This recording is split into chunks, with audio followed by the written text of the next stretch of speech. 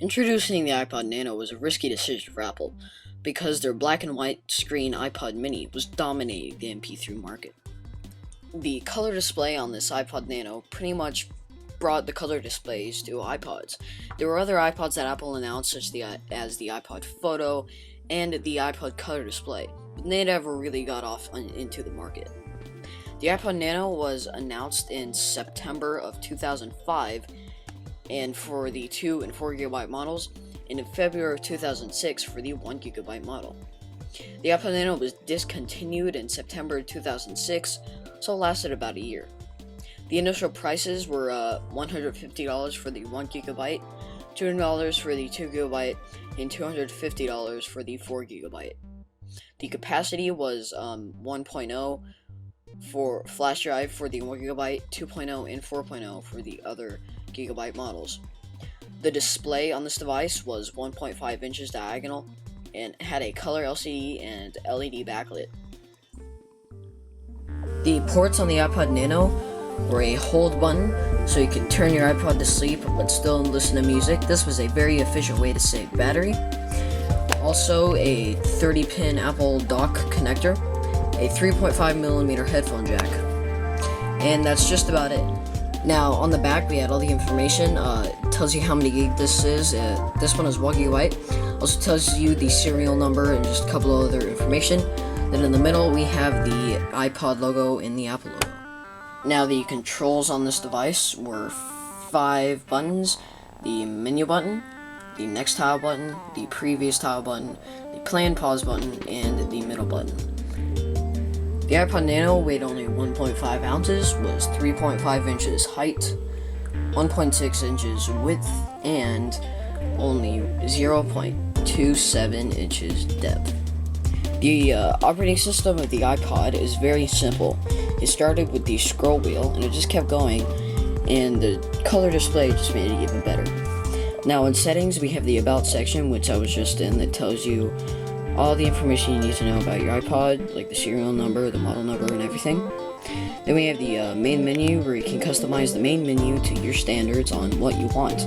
Now, I have actually already done that. I only use this iPod for podcasts, and I actually listen to the Retro Mac podcast. And if you haven't heard of them, I definitely suggest you go check them out for other vintage Apple stuff. So, if you go back here, go back to settings and main menu. Let's say you want to have photos in there, or anything really. You just hit the middle button on the iPod, and you should see something say on. You go back to the home screen, and it should appear at the very top, and there's photos. Now, I've actually taken photos of the screen of death. This doesn't have a camera, but I imported them from my iPhoto. So I took pictures of my screen of death. Very nice for when you're browsing through photos. And you can also do slideshows and other things. Now, if we go to settings again, just go down to settings, and click that. Shuffle songs. I don't have any songs in here, so I don't really care. But you can press that, it just randomly select songs to play. Repeat songs. Yeah, you can do that. Volume limit. You could set a volume limit. I have mine on high. So yeah. Then we come down here to backlight timer. Now, I actually have mine on always on just for video purposes, but I usually keep mine on 2 seconds. After it's not used for 2 seconds, it turns off. This saves battery quite easily. So I'll come over here and show you guys what it does. 2 seconds. Okay, so 1, 2. There we go, it's off. And then, alright, so I'm just gonna turn it back on real quick for video purposes. So always on. And then we have audiobooks. If you have audiobooks on here, you have normal, fast, and slow. You might recognize this with the iPhone or iPod Touch. If you just tap it, it does ×2. It's pretty much what faster is, and ×1.5, that's slower and normal. And then we have just a couple other things. Clicker. I like it to make that cool little sound effect on both.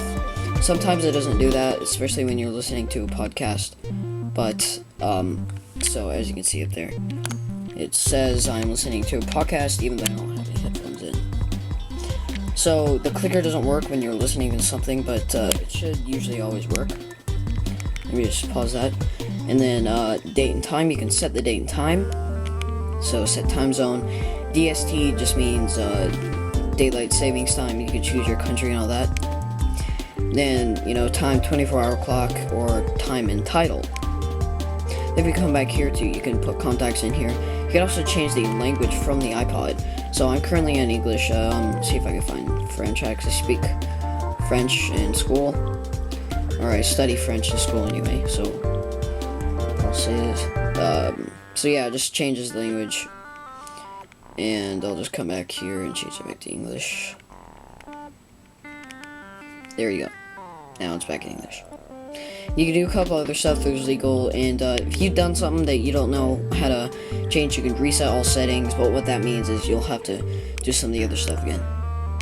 So when you're listening to something, you can actually, a now play will be shoved to the menu bar at the very bottom. Now, it's not going to stay there for the whole time, it only stays there when you're listening to stuff. So you go to now play, it shows you what's playing. I'm listening to the Retro Podcast, Retro Maccast, episode 144. Shift into hyperdrive, and also I'll just show you kind of some of the features when you're listening to music. So down at the very bottom you have the sort of bar that tells you where you're at in the episode or music or whatever, and it tells you how much you have gotten through with it on the left side, and it tells you how much you have left on the right side. Now over here it shows you the album artwork, the episode or music, song name or whatever, then it shows the artist and when it was published. Now if you tap the middle button, you can get this where you can scroll through and choose where you want. And also a cool little feature, when you have podcasts, these little lines come up and it tells you what section of the podcast you're at. So the first part to this podcast is start, cover here, eBay find of the week, and then GCC Hyperdrive, which is the Mac of the day, and then Retro Mac News, and very last bit, outro. So it pretty much also, when you're scrolling through, it shows you again how long you've been through and how much time you have left. And if you hit the middle button 3 times, you can get the album artwork. And currently, there is some album artwork on. It's right here. See if I can show you. Now, if you hit it 4th time, you will see the description of the episode. So James and John talk about hyperdrive, eBay, and all that.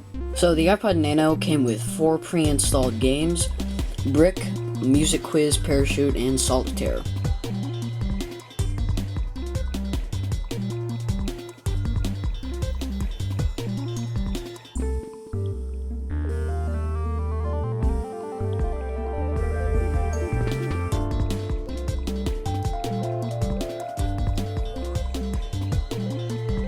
So that's pretty much all the games that are pre-installed. Since you can't download applications like the iPhone and iPod Touch, this was a very good way to, keep you entertained on your iPod, not only for music.